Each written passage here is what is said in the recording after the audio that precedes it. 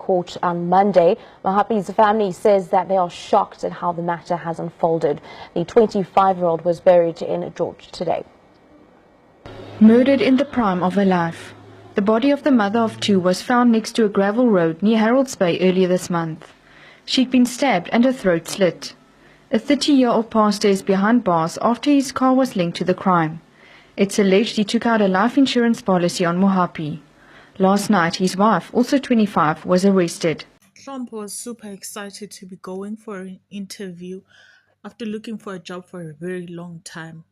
Little did she know that she would be murdered, and the interview was just a trap. Today, I'll be taking you through the story of Hlompho Mohapi. May her soul rest in peace. So before we begin, I'd like to emphasize that this story is shared with the utmost respect to the victim and their loved ones. Every story I share comes from a place of empathy because these aren't just crimes and statistics. They are lives, families, and memories. My goal is to bring awareness, not to sensationalize or entertain, but to make sure that their story is never forgotten. So hi, thank you so much for viewing. Please like, comment, and subscribe. Hlompho Mohapi was a 25-year-old at the time of the incident. She was from Thembalethu, a township in George in the Western Cape. She was the daughter of Patricia Goloi, and she lived with her mother, siblings, and her two kids at home. She was a young mom, and she had been working before and taking care of her family, but unfortunately she lost her job and was now at home and started to look for a job again. Now, on the other hand, Melisizwe Monqo was a young man in his early 30s. He was a pastor. He owned a church named God's Work International Ministries. He was a young pastor who had a church in his hometown in King Williamstown in the Eastern Cape. He had dreams of expanding his church as it was doing well. And around that time, he met a lady named Siphosihle Pamba, and they fell in love. They started dating right away and they got married. And now together they would then extend the church. And they thought about it and figured that since Siphosihle was from George in the Western Cape, they would then just open another branch of the church there. They figured that since Siphosihle was from there, people knew and trusted her, so the church would grow and would do well faster. Melisizwe and Siphosihle seemed to be a great couple and leaders at the church. The church indeed grew, and the branches were both doing very well. They were not satisfied about the money they were getting from weekly church offerings, so they thought of a new growth strategy. Unfortunately, this time they wouldn't come up with anything that would generate as fast income and huge amounts as they wished for.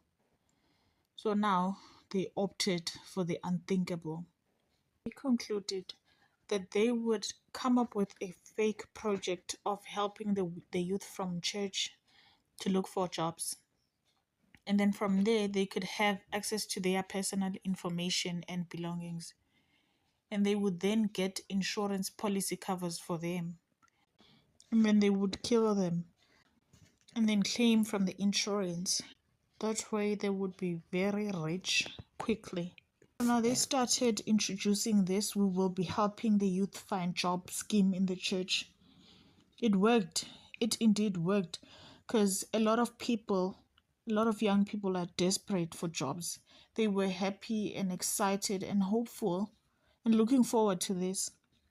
So they started taking CVs and IDs and that. The people gave them, they trusted them.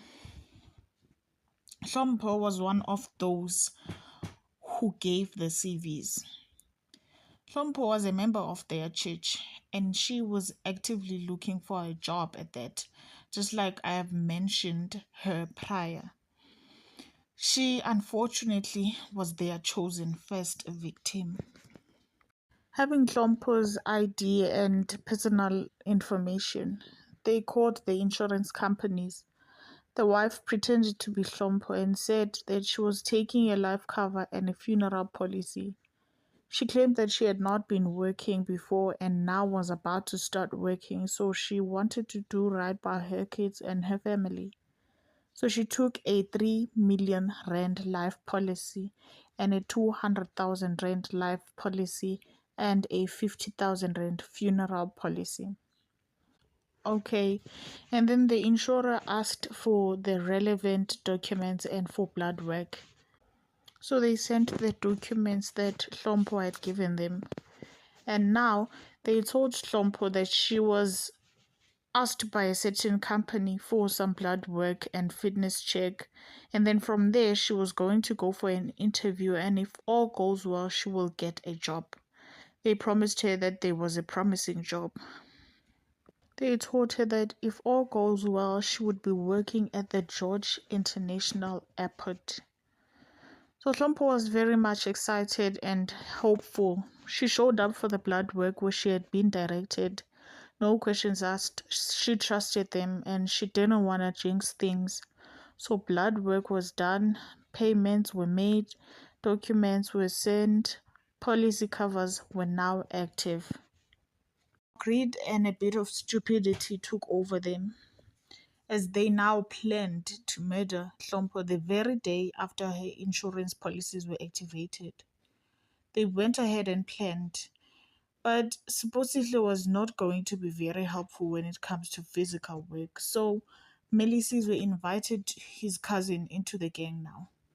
And looking at the potential payout, he was in. So they phoned Hlompo and they told her that she was due for an interview the next day.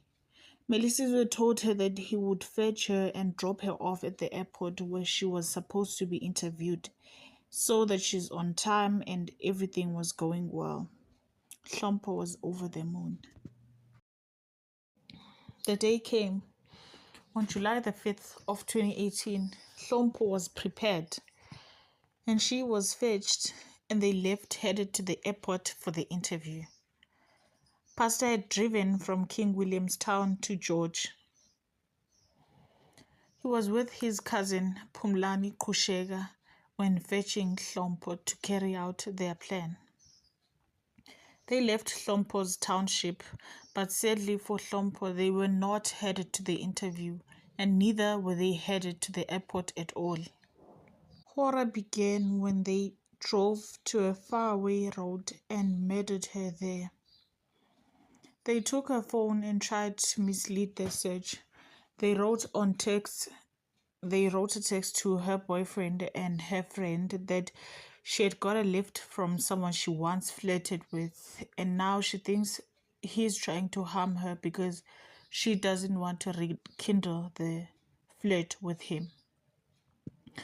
Now, after a few hours after she had left home, her body was reported to be found by a fisherman on the side of a gravel road in Fourclub in Harold's Bay. She had been killed. She had 7 stab wounds and a slit throat. Her family was very shocked and in grief and devastated. She had left for a job interview and she never came back.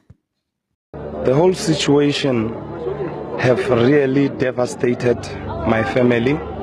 As we are gathered here today in this funeral day, we are still heartbroken. As you could see, I'm even shaking now. Speaking to a packed community hall during Mahapi's funeral, friends say she was loving and humble. Hlompo was a very loving person. Even when she was I watched her growing up, going to school. When she was a child, I watched her grow as a woman, working. She was a very humble person. Even if she didn't know you, she just blended in. She was like, she knew you like for ages. She was a very loving person. Investigations commenced and initially they followed the lead from her text messages. Since the pastor was asked about what happened after he fetched her, he said that he dropped her off at the airport and maybe she got robbed or she got abducted on her way back. So the police followed the Polo Crush person lead from the texts. When they couldn't find a thing, they approached the airport to look for her in the CCTVs to check if there's no clue of her living with a suspected car. They did that, but they did not find her anywhere in the airport. And when they asked the airport about the interview that she was supposedly going to that day, the airport said that there was never any interviews that day. Now they knew that there was more to the murder than meets the eye now. The family of Hlompo Mohapi finally have the justice they wanted. The pastor and his wife were church friends of the family. They deliberately targeted the young mother of two in their get-rich-quick scheme for an almost 3 million rand payout. It was a bittersweet moment for her family. It's a long journey, but today I'm so very happy.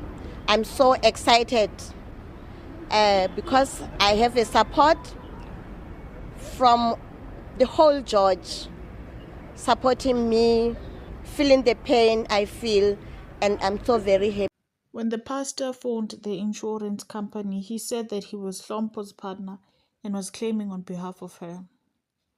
The company was shocked as to how she died on that day after the insurance got activated and the manner in which she died. They got suspicious and they decided to freeze payouts first until further investigations. The company alerted the police and they worked together trying to figure this out. The police tried to track Hlompo's phone and it led to the pastor's cousin. He was arrested, and just soon after his arrest, the pastor visited him, maybe to tell him not to talk or whatnot, but he was recognized and he was held for questioning too. Now, because he was the last person to see Hlompo and he was the one who told her about the non-existing interview, he was arrested. Now, investigations commenced and he was tied to the insurance claim.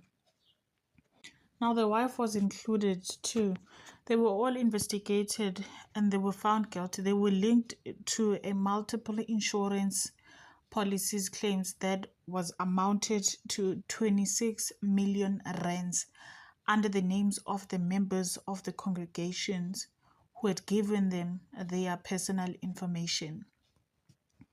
They were charged, they were trialed. The case was concluded and they admitted to what they did.